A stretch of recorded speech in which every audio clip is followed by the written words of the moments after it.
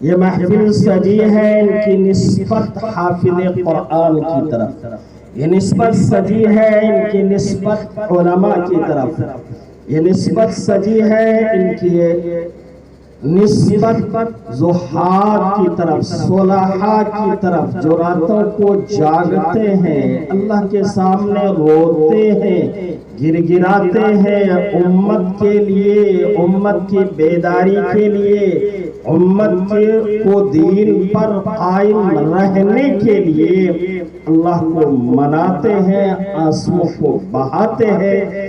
آج اسی طرح کی شخصیات ہمارے درمیان تشریف فرما ہے، جن میں مرجع خلائق اگر دیکھنا ہو تو ہم سب کے صدر محترم کو دیکھ لیجئے، اپنی پیرانہ سالی کے باوجود کس طرح چستی کے ساتھ حضرت یہاں ہم سب کی سرپرستی کے لیے تشریف فرما ہے۔ اللہ تبارک و تعالی ہم سب کی یہاں آمد کو بے انتہا قبول فرمائے، اور حضرت اقدس مولانا مقصود عالم صاحب دامت برکاتہم العالیہ بانی و محتمیم جامعہ محمودیہ دار الیتامہ، اسی طرح ان کے صاحب زادگان عزیزی قاری احمد اللہ صاحب، قاری خالد صاحب، قاری عبید وغیرہ، یہ تمام کے تمام کو میں مبارکبادی پیش کرتا ہوں کہ قرآن کی یہ محفل آپ نے سجائی، قرآن کی یہ مجلس آپ نے سجائی، یقیناً آپ کے دل میں درد ہے، لگن ہے، قرآن ہے، جذبہ ہے، جس کی بنیاد کے اوپر آپ یہ چاہتے ہیں کہ قرآن کی تعلیم عام ہو جائے، قرآن عام ہو جائے، تجوید عام ہو جائے، قرآن عام ہو جائے، ہر گھر کے اندر پڑھنے والا عمدہ سے عمدہ قرآن کریم کی تلاوت کرنے والا بن جائے۔ جب صبح ہو جائے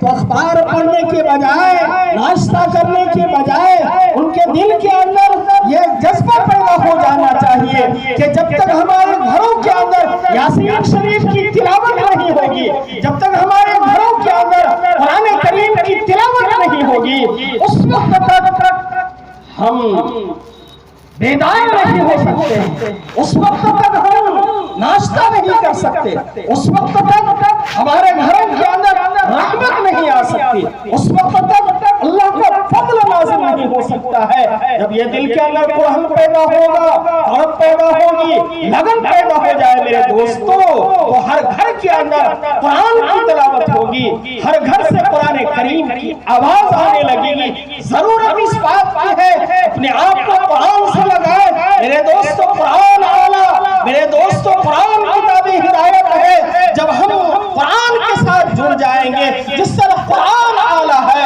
اللہ کی کتاب اعلیٰ ہے، ہم اس کے ساتھ نسبت رکھنے کی وجہ سے اور نسبت جوڑنے کی وجہ سے، ان کے ساتھ ملنے کی وجہ سے، لگنے کی وجہ سے، محبت کرنے کی وجہ سے میرے دوستو ہم بھی اعلیٰ اور عرفہ بن جائیں گے، اللہ کی رحمت کے اور اللہ کے فضل کے ہم آپ مستحق بن جائیں گے۔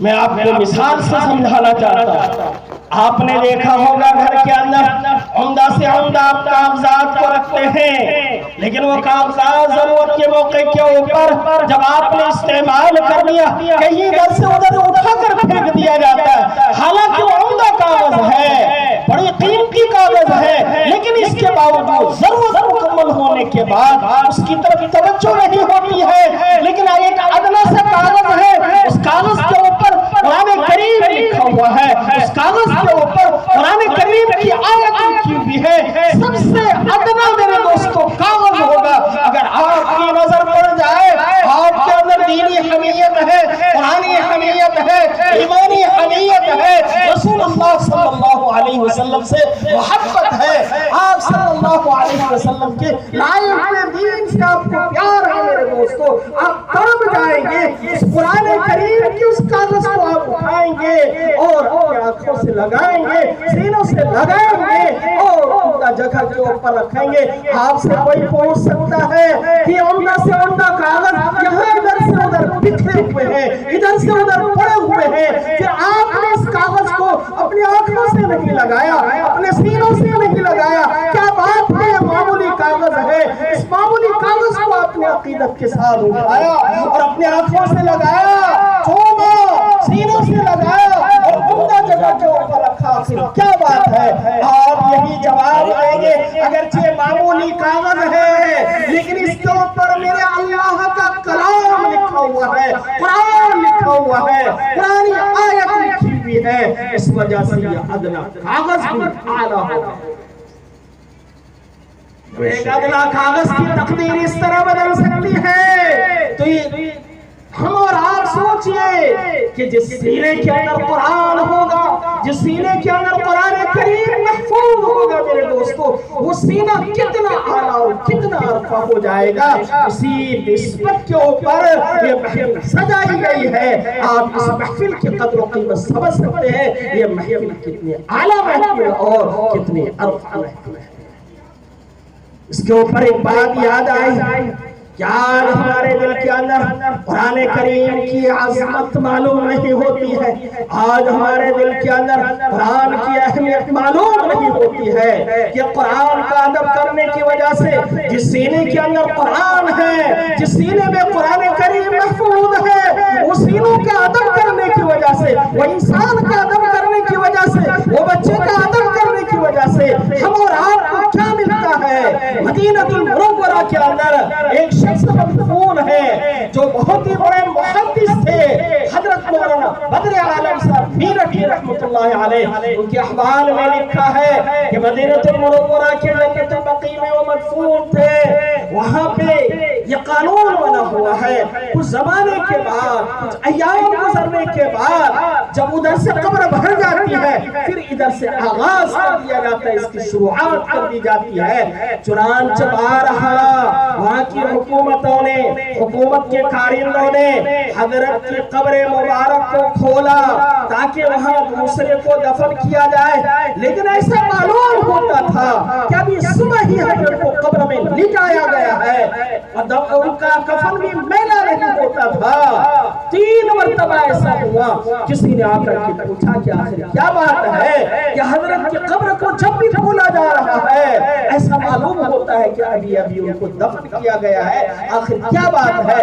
ان کے بیٹے مولانا آفتاب عالم صاحب فرماتے ہیں کہ مجھے تو کوئی اور وجہ معلوم نہیں ہوتی، لیکن ابا جی کی ایک عادت تھی۔ وہ کیا عادت تھی کہ جب بھی کوئی بچہ حافظ قرآن سامنے آ جاتا تھا، ابا جی کی عادت تھی ان کا ادب کرتے ہوئے کبھی ان کی طرف پیر نہیں کیا کرتے تھے۔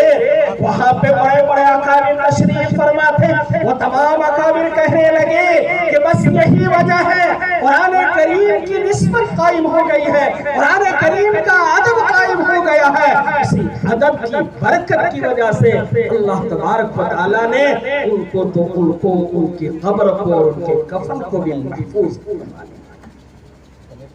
کیا بات ہے میرے دوستو؟ یہ وہی قرآنی نسبت ہے۔ حضرت شاہ عبدالعزیز محدث دہلوی علیہ رحمت کے ملفوظ میں لکھا ہے کہ میں ایک مرتبہ رمضان کی رات میں باہر نکلا، جامع مسجد دہلی گیا، وہاں میں نے دیکھا کہ 35 جگہوں کے اوپر تراویح کے اندر قرآن کریم کی تلاوت ہو رہی ہے۔ جیودار ہوگا میرے دوستو، آج ہمارے پیر جواب دے جاتے ہیں تراویح کے اندر کھڑے ہوتے ہوئے، وہاں دیکھیں 35 جگہ قرآن کریم کی تراویح کے اندر تلاوت ہو رہی ہے۔ حضرت کے پاس ایک پادری آتا ہے، وہ آ کر کے ایک عجیب سوال کرتا ہے قرآن کریم کے بارے میں، اور نبی کریم صلی اللہ علیہ وسلم کے بارے میں ایک عجیب سوال کرتا ہے۔ وہاں کر کے یہ کہتا ہے کہ حضرت شاہ جی ایک بات بتائیے، وہ بات یہ ہے کہ اگر ایک آدمی راستے پہ چل رہا ہو، راستہ بھٹک گیا ہو، اس کو راستہ نہ ملتا ہو، تو آگے جا کر کے اس نے دیکھا کہ ایک آدمی درخت کے سائے میں بیٹھا ہوا ہے اور دوسرا آدمی لیٹا ہوا ہے اور یہ آدمی راستہ بھٹکا ہوا ہے، بتائیے کس سے وہ راستہ پوچھے گا؟ سونے والے سے وہ راستہ پوچھے گا یا بیٹھنے والے سے وہ راستہ پوچھے گا؟ بڑا عجیب سوال تھا۔ وہ یہ کہنا چاہتا تھا کہ حضرت عیسیٰ علیہ السلام ابھی زندہ ہے نبی کریم صلی اللہ علیہ وسلم آرام فرما رہے ہیں قبر مبارک کے اندر، لہذا عیسائی زندہ ہے اور دین عیسی ہی یہاں چلے گا، آپ صلی اللہ علیہ وسلم کا دین اب ختم ہو گیا، اس طرف اشارہ کرنا مقصود تھا۔ لیکن قربان جائیے شاہ جی کے اوپر، حضرت نے عجیب جملہ ارشاد فرمایا کہ یہ جو بیٹھا ہوا انسان ہے یہ بھی اسی انتظار میں ہے کہ یہ شخص جو آرام فرما ہے یہ بیدار ہو تو ہم بھی ان سے راستہ۔ اس طرح کر کے قرآن کریم دین کے سلسلے میں غلط فہمیاں پیدا کر دی جاتی ہے۔ آپ بہت ہی عظیم ہیں میرے دوستو، آپ وقت کی قربانی پیش کر کے یہاں تشریف لائے، مولانا مقصود صاحب دعوت برکاتہ العالیہ، ان کی شان اگرچہ نرالی ہے، ان کی شان اگرچہ عالی ہے، لیکن وہ ہمیشہ متواضع رہتے ہیں۔ وہ فرمایا کرتے تھے میں نے دعوت کو پیش کر دی ہے لیکن نہ معلوم یہ حضرات وقت نکالیں گے نہیں نکالیں گے، لیکن میں دیکھ رہا ہوں کہ مستقل وقت نکال کر کے آپ حضرات تشریف لائے ہوئے ہیں۔ آپ اپنے وقت کی قربانی پیش کرتے ہیں، آپ اپنے مال کی قربانی پیش کرتے ہیں، آپ اپنی محبت کی قربانی پیش کرتے ہیں۔ اس کے اوپر کیا ملے گا میرے دوستو؟ یاد رکھیے جیسا مال آپ کا ہوگا ویسے ہی وہ راستہ تلاش کرے گا۔ اگر حلال مال ہوگا، طیب مال ہوگا، صحیح طور پہ آپ نے وہ مال کمایا ہوگا، آپ کا وہ پیسہ صحیح طور پہ لگے گا۔ اور اگر آپ نے رشوت کے ذریعے سے وہ پیسہ کمایا ہوگا، سودی کاروبار کر کے وہ پیسہ کمایا ہوگا، دوسروں کا مال ہڑپ کر کے وہ پیسہ کمایا ہوگا، حرام طریقے سے وہ پیسہ کمایا ہوگا، دین کی مخالفت کے ساتھ وہ پیسہ کمایا ہوگا، کبھی اس پیسے کے اندر برکت نہیں ہو سکتی ہے، کبھی اس پیسے کی وجہ سے کسی کا بھلا نہیں ہو سکتا ہے۔ حرام طریقے سے جو پیسہ کمایا جائے گا اس کا راستہ بھی گندا ہوگا، وہ اسی راستے کے اوپر وہ پیسہ خرچ ہو جائے گا۔ حلال طریقے کے اوپر، طیب طریقے کے اوپر، دین کے مطابق، اللہ کے حکم کے مطابق دوستو جو پیسہ حاصل کیا جائے گا، جو پیسے کو وصول کیا جائے گا، جس رزق کو حاصل کیا جائے گا اس میں برکت آئے گی، اس کے اندر نورانیت پیدا ہوگی اور اسے کھا کر کے نمازوں میں جی لگے گا، قرآن میں جی لگے گا، قرآن کی تلاوت میں جی لگے گا، اللہ کے نام لینے کے اندر میرے دوستو جی لگے گا۔ حضرت شاہ عبدالعزیز محدث دہلوی علیہ رحمہ قرآن پاک کی تفسیر بیان فرما رہے ہیں۔ ایک نواب صاحب آ کر کے بیٹھ گئے، حضرت کا موضوع یہی تھا کہ جیسا پیسہ ہوگا راستہ ویسا ہی ہوگا، پیسہ اچھا ہے، اللہ کے حکم کے مطابق ہے، وہ پیسہ صحیح جگہ کے اوپر جائے گا، پیسہ غلط ہوگا، دین کے خلاف ہوگا، اللہ کے حکم کے خلاف ہوگا، یاد رکھیے حضرت نے فرمایا غلط جگہ کے اوپر پیسہ جانا ہے جانا۔ آپ صاحب پریشان ہو گئے، دلی اعتبار سے بے چین ہو گئے، حلق سے یہ بات اتر نہیں رہی، دل میں وہ سوچنے لگے اور شاہ صاحب سے وہ کہنے لگے کہ حضرت پیسے کو آپ تو نہیں ہے، پیسے کو یا پیر تو نہیں ہے، کیسے معلوم ہوگا پیسے کو کہ میں صحیح راستے کے اوپر آیا ہوں، اس لیے صحیح راستے کے اوپر خرچ ہوگا، غلط راستے سے میں آیا ہوں، غلط راستے کے اوپر یہ پیسہ خرچ ہوگا۔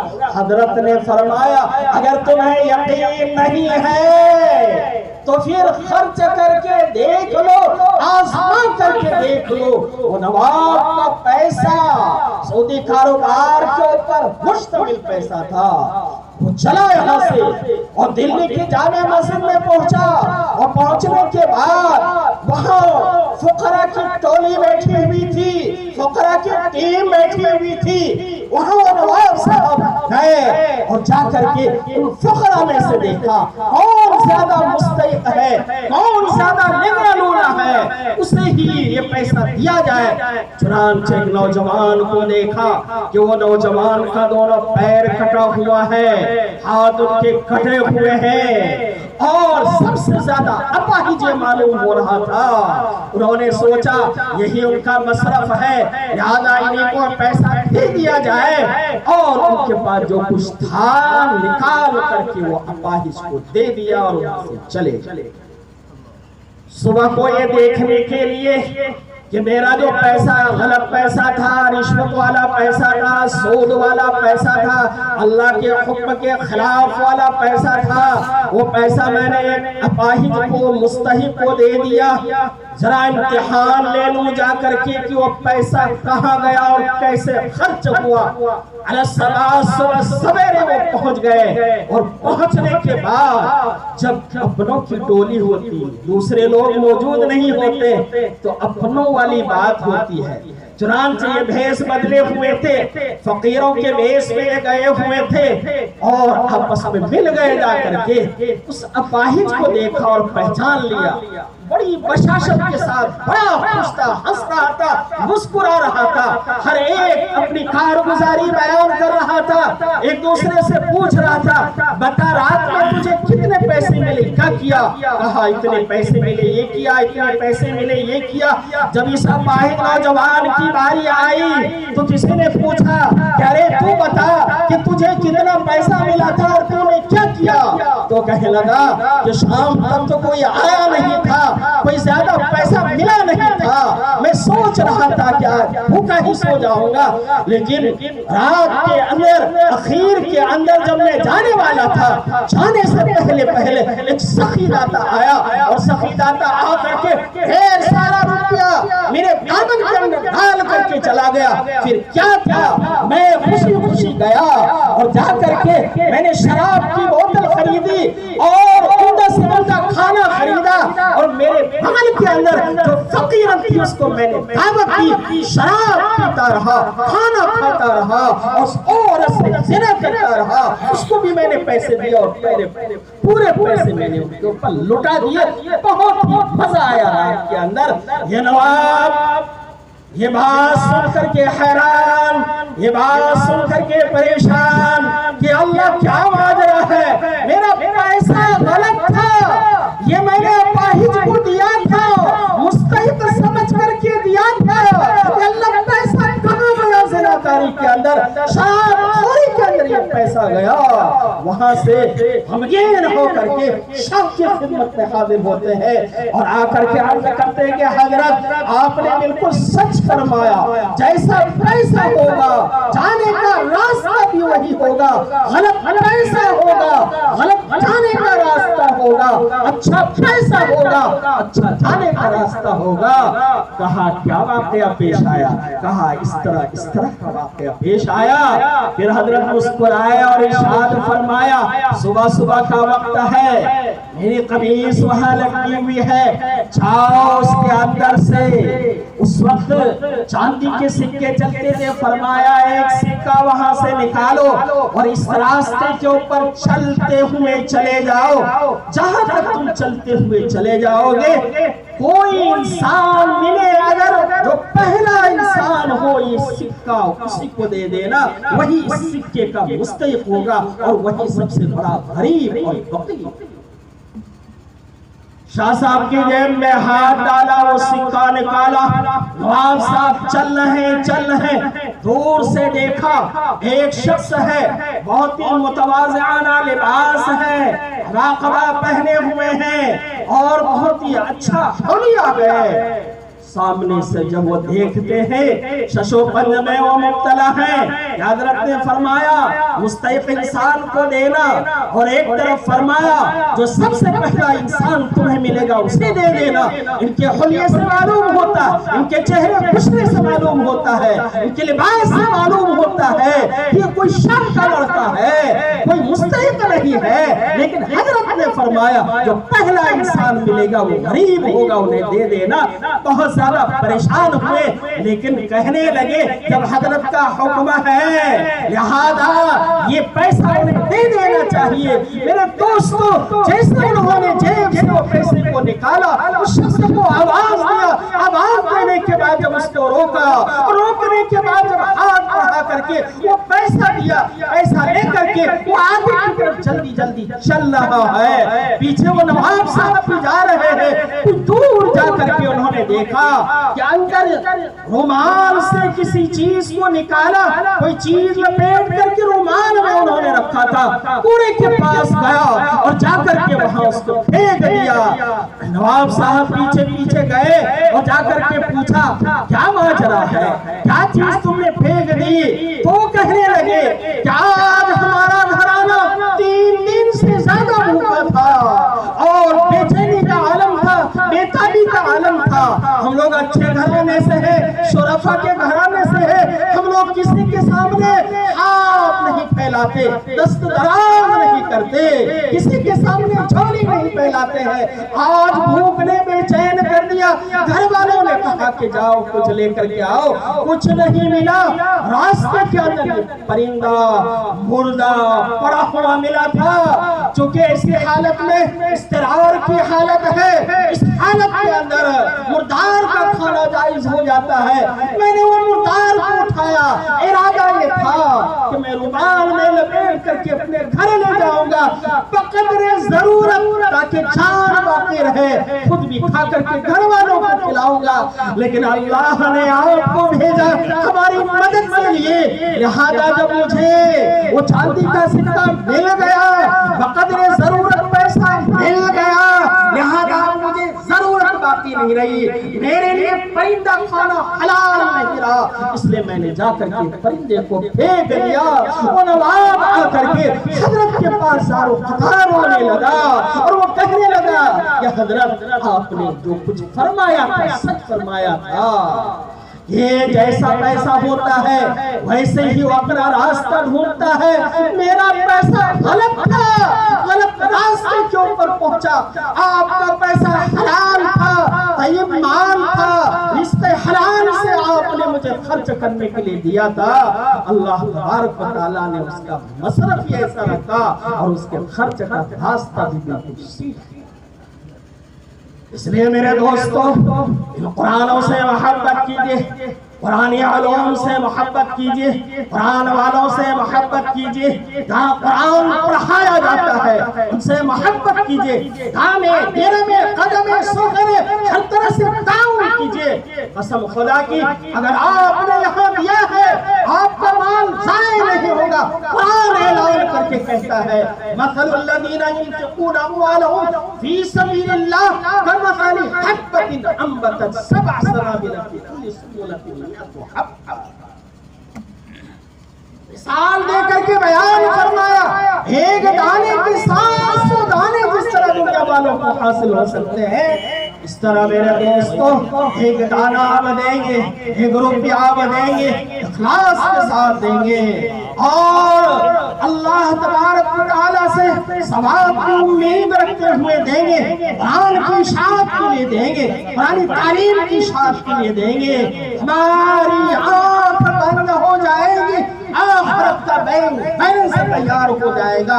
क्यों? इसलिए कि कुरान रहती दुनिया तक के लिए आया है, यह कुरान हिदायत बन करके आया है। इसलिए इसके अंदर तमाम उलूम मौजूद हैं। अमेरिका के अंदर बड़ा अजीब वाक़या पेश आया कि लेडीज और नर्स डिलीवरी का वक्त आया, 2 औरत एक साथ अस्पताल के अंदर दाखिल हुई और जल्दी के आलम में दोनों की डिलीवरी हुई। एक से बच्चा पैदा हुआ, एक से बच्ची पैदा हुई और अजीब इत्तेफाक ये हुआ कि अचानक लाइट गुल हो गई और बच्चा इधर से उधर हो गया। अब दोनों लेडीज, दोनों औरत दावा कर रही है कि बेटा मेरा है, बेटी तुम्हारी है। ये कहती है बेटा मेरा है, बेटी तुम्हारी है। अब इसके ऊपर बहुत ही शशोकन, बहुत ही परेशान हाल, क्या किया जाए? सारे डॉक्टर हैरान, सारे डॉक्टर परेशान कि क्या किया जाए। चुनांचे उस वक्त एक डॉक्टर, मुस्लिम डॉक्टर था, वो सीधे उन्होंने टिकट कटाया, जामिया अज़हर मिस्र पहुंच गए। वहाँ तमाम उलमा को शेखुल जामिया ने जमा किया और जमा करके कहा कि इस तरह का वाक़या पेश आया है, उन डॉक्टरों के पास कोई हल मौजूद नहीं है। बताओ कुरान के एतबार से क्या हल हो सकता है, हदीस के एतबार से क्या हल हो सकता है, इल्म दीन के एतबार से क्या हल हो सकता है, सुन्नत रसूल सल्लल्लाहु अलैहि वसल्लम के एतबार से क्या हल हो सकता है। तमाम उलमा बैठे, तमाम अकाबिर तशरीफ फरमा है। चुनांचे माहिरीन فن نے سوچنا شروع کر دیا، تمام ماہرین فن نے اس سلسلے میں کہ کیا راستہ نکالا جائے، اور راستے کے سلسلے میں غور و فکر کرنا شروع کر دیا۔ چنانچہ ان میں سے ایک کہنے لگے کہ اس کا حل مل گیا، وہ حل یہ ہے، قرآن اعلان کرتا ہے للذکر مثل حظ الانثیین۔ اگرچہ میراث کے بارے میں ہے، وراثت کے بارے میں ہے، آج ہم وراثت کے معاملے میں اور زیادہ غفلت برتتے ہیں۔ بہن کو دینا دشوار، اگر انہوں نے مانگ لیا ہمیشہ کے لیے کٹی ہو جاتی ہے کہ بہن تو اپنا حصہ لے کر کے جا رہی ہے، اس کے بعد منہ مت دکھانا، میں بھی اگر مروں تو میرا منہ دیکھنے کے لیے مت آنا، چھوٹا سا حصہ تھا تو دینے کے لیے تیار۔ ارے قرآن کا اعلان ہے، وہ تو اس کے مطابق آپ کو دینا پڑے گا۔ قرآن نے حق دیا ہے، دین نے حق دیا ہے، آپ کیسے اس حق سے انہیں محروم کر سکتے؟ شیخ نے کہا کہ قرآن اعلان کرتا ہے للذکر مثل حظ الانثیین، کہ جو بیٹا ہوتا ہے، جو لڑکا ہوتا ہے اس کو ڈبل ملتا ہے، جو لڑکی ہوتی ہے ان کو سنگل دیا جاتا ہے، ایک دیا جاتا ہے، اور جو لڑکا ہوتا ہے اس کو دو دیا جاتا ہے، دو حصے دیے جاتے ہیں۔ فرمایا صرف میراث کے بارے میں نہیں بلکہ قرآن ہمیں حل بتاتا ہے کہ لڑکی کا حصہ ایک، لڑکے کا حصہ دو۔ جائیے جا کر کے دیکھیے ان دونوں مستورات کے اندر، دیکھیے اللہ تبارک و تعالیٰ نے دودھ کی شکل کے اندر جو چیزیں انہیں مرحمت فرمائی ہے، ان دودھوں کا جائزہ لیا جائے۔ جس کے ہاں لڑکا پیدا ہوا ہے ان کے دودھ میں یقیناً اضافہ ملے گا، جن کے ہاں لڑکی پیدا ہوئی ہے یقیناً اس کے دودھ کے اندر تھوڑی سی کمی آتے ہوں گی۔ ڈاکٹر خوش ہو گیا، وہیں سے انہوں نے فون کیا کہ ہمارے شیخ نے اس طرح کا جواب دیا ہے، لیبارٹری کرائی گئی، قرآن نے سچ اعلان کیا، اور واقعاً سچ ہوا کہ ایک کی دودھ کی مقدار کم ہے اور دوسری کی دودھ کی مقدار زیادہ ہے۔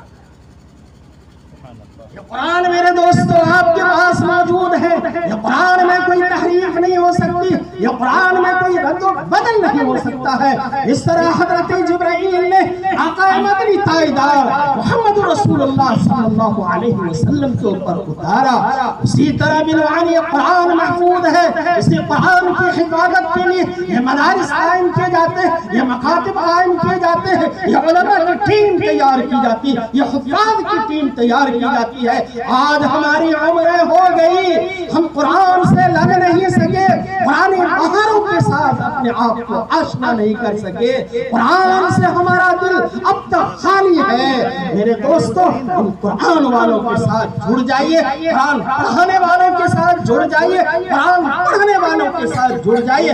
محبت کی نظر سے دیکھ لیجئے، عقیدت کی نظر سے دیکھ لیجئے، اللہ کی ذات رحیم ہے، اللہ کی ذات کریم ہے۔ خدا رحم کرتا نہیں اس بشر پر، خدا رحم کرتا نہیں اس بشر پر، نہ ہو درد کی چوٹ جس کے جگر پر، کرو مہربانی تم اہل زمین پر، خدا مہربان ہوگا عرش بری پر۔